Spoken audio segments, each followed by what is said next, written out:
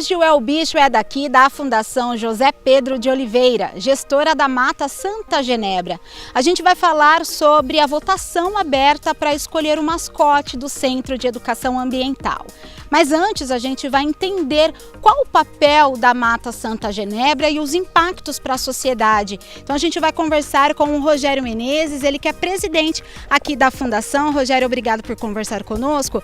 Fala pra gente então qual que é a importância da Fundação, qual é o papel da Fundação para a sociedade, para a população também conhecer esse espaço. A Fundação é um centro de educação ambiental. Ela foi criada há 44 anos e o principal papel é preservar a Mata de Santa Genebra, que é a joia da coroa do meio ambiente de Campinas. É o principal fragmento de Mata Atlântica em área urbana de todo o estado de São Paulo. É o segundo maior fragmento de área urbana, com 251 hectares de extensão, é o segundo maior do Brasil, só perde da Floresta da Tijuca, no Rio de Janeiro. Então esse patrimônio é um patrimônio da cidade, é a área de maior biodiversidade, é o maior fragmento de Mata Atlântica, aqui tem espécies ameaçadas de extinção, como o próprio bugio, que é um dos concorrentes, aí, sem querer fazer boca de urna aqui, viu, gente? A gente tem o macaco prego, bugio, onças. Nós temos mais de 320 espécies de vertebrados, 50 tipos de mamíferos, espécies de mamíferos aqui na mata, e 706 espécies de borboletas, só para dar alguns exemplos. Então é uma grande área de biodiversidade. Aqui estão presentes nascentes que contribuem para a formação, por exemplo, do Ribeirão Quilombo, que é um dos principais corpos d'água de Campinas, genuinamente campineiro, que nasce aqui em Campinas e vai abastecer, depois de atravessar 7 cidades, lá a cidade de Americana. Então uma área importante ecologicamente, importante socialmente, faz parte da história de toda essa área. E é importante estender, né, essa informação também para as crianças, abrir, né, como já existe esse trabalho de visitação aqui de escolas, para o pessoal realmente entender a complexidade desse espaço. No ano de 2024 foram quase 17 mil pessoas que visitaram. Esse ano a gente deve passar de 20 mil visitantes, e nisso se inclui visitantes que vêm com a família, fazer visitas autoguiadas, ou escolas, agendamento de escolas, de entidades, terceira idade. Todos que procuram são muito bem acolhidos, mediante inscrição prévia, para a gente poder organizar o acolhimento de todos, mas aqui é um espaço realmente que é imperdível conhecer esse espaço. A sociedade campineira precisa se apropriar desse espaço, porque aqui a gente vai aprender sobre a nossa história, vai entender sobre a nossa fauna, sobre a nossa flora e vai respirar um ar puro numa temperatura que chega a ser 8 graus menor do que as áreas urbanizadas da cidade. Esse trabalho de educação, de conscientização, ele precisa ter uma cara. Ele precisa ter a equipe técnica que falou, olha, nós precisamos nos aproximar da sociedade. Então nós precisamos ter, com o envolvimento da sociedade, a escolha de um mascote. Esse mascote, nós vamos depois preparar o mascote, isso vai na nossa comunicação a partir da escolha do mascote.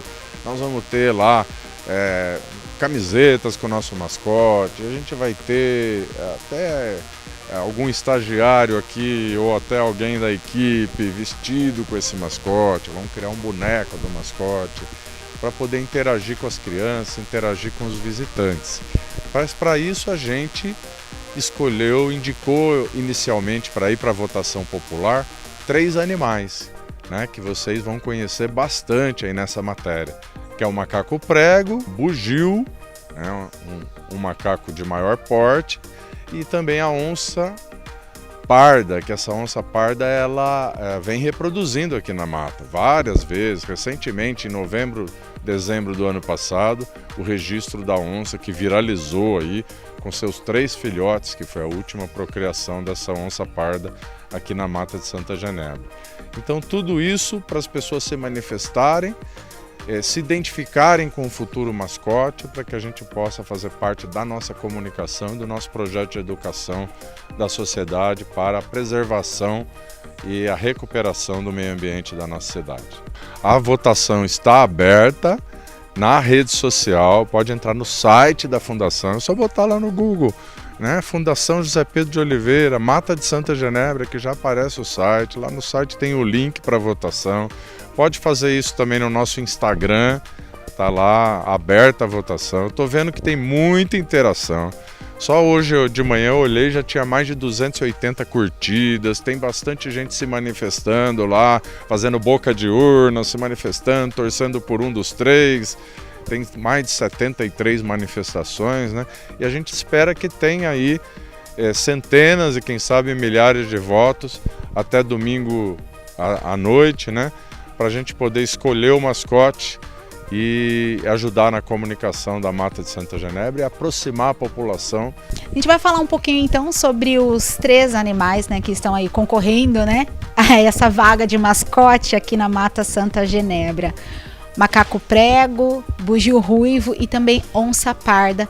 Queria que você falasse um pouquinho sobre as características. Vamos começar então pelo macaco prego aí, qual que é a importância dele também aqui para a sociedade, né? E falar um pouquinho sobre a vida dele aqui na mata. Bom, o macaco prego, ele é um dos primatas mais inteligentes que a gente tem na nossa fauna, né? Eles são extremamente capazes de aprender, desenvolver ferramentas, né? Eles são onívoros, ou seja, eles comem de tudo. Então eles podem comer frutos, folhas, insetos, ovos, aves, outros animais. Então eles têm uma gama de alimentação muito grande. Aqui na mata a gente tem 2 grandes grupos vivendo, um na parte mais norte, mais distante aqui da sede, distante da área urbana. Esses já são mais tímidos, não gostam muito de ver a gente, são muito ativos, mas não tem muita interação. E a gente tem um grupo com cerca de 30 indivíduos que vive bem nessa parte de interação da mata com o meio urbano.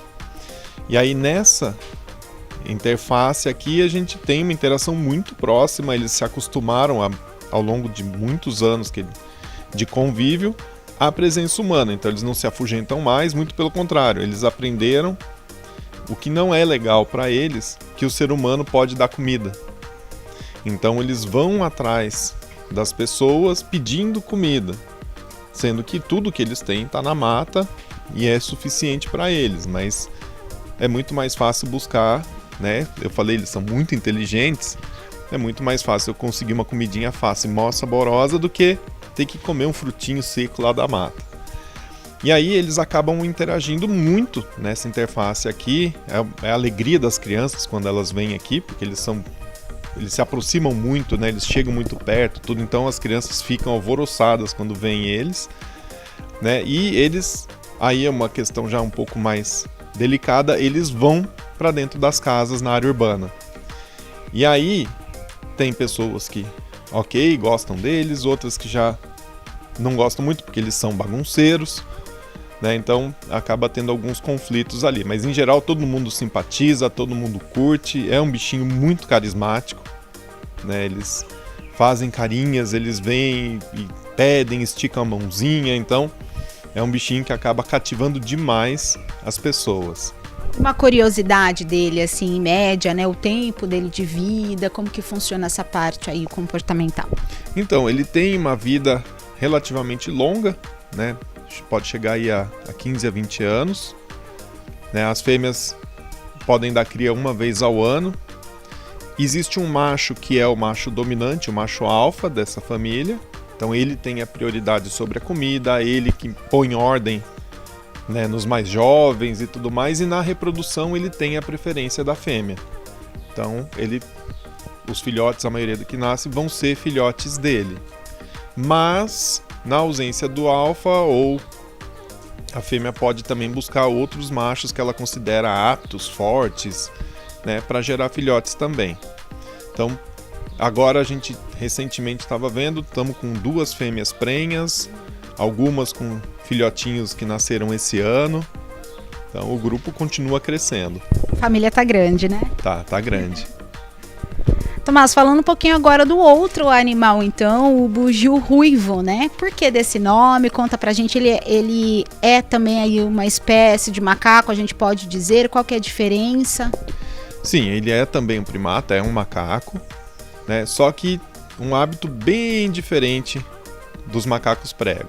Ele é um bichinho mais tímido, prefere ficar dentro da floresta, vive em grupos pequenos, famílias de 5 a 6 indivíduos, onde você tem um macho dominante, que é o ruivo, né? Só o macho dominante, que é vermelho, a pelagem, as fêmeas e os filhotes que acompanham. As fêmeas já são bem mais pretinhas e os filhotes eles vão ficando avermelhados, os machinhos, à medida que eles crescem.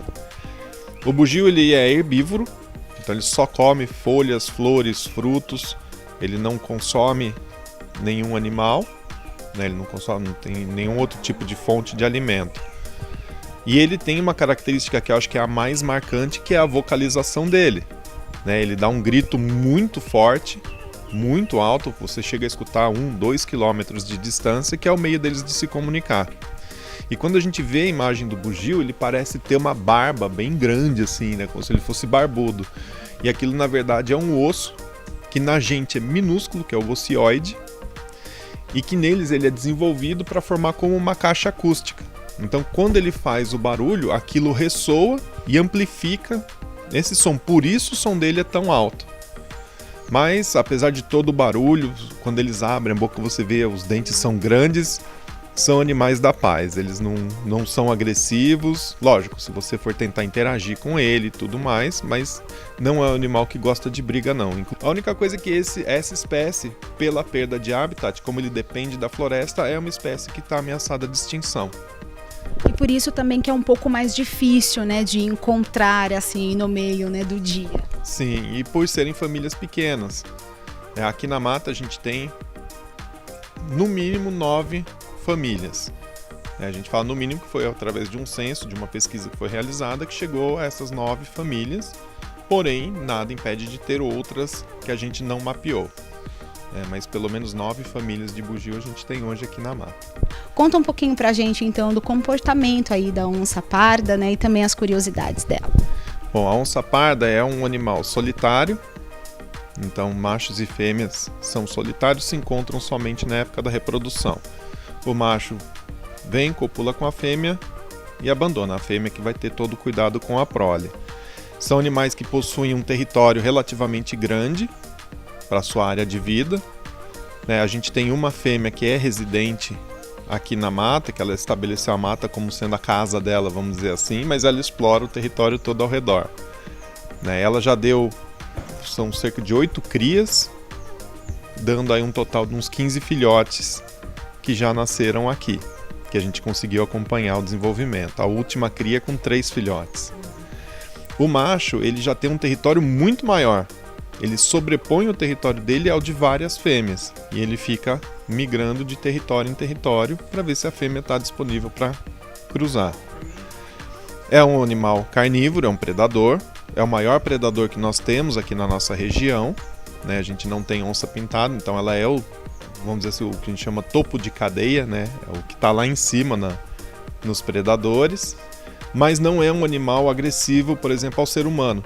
O pessoal morre de medo, mas a onça parda, são raríssimos os casos de ataque de onça parda ou defesa da onça parda em relação aos humanos. Então, são muito raros, é um bicho mais tímido, ela é de comportamento muito parecido com o de um gato doméstico mesmo.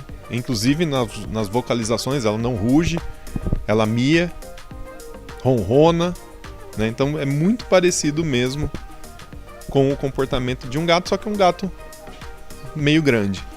E muita gente tem vontade, essa curiosidade, justamente por ser semelhante a um gato, de chegar perto, de ter aquele contato mais próximo, né? Sim, só que lembrar que é um gato selvagem, né? Então, ela não vai querer esse contato. O pessoal pergunta, vocês veem sempre ela aí na mata? Não. só nas armadilhas fotográficas. Ela consegue perceber a nossa presença muito antes da gente achar que vai conseguir visualizar uma onça. E quando vai ser feita a divulgação aí do resultado? Aí nós vamos fazer a apuração rápida, que hoje a tecnologia está rápida, então no começo da semana a gente já vai fazer uma matéria divulgando quem foi, qual foi o resultado, quem foi escolhido, se foi o macaco prego, a onça parda ou se foi o bugio. Muito obrigada, então, Rogério, pelos esclarecimentos dessa votação. A gente vai ficando por aqui, então, lembrando você que a votação está aberta até domingo, dia 28, e depois, então, será feita aí essa divulgação. Até o próximo É o Bicho.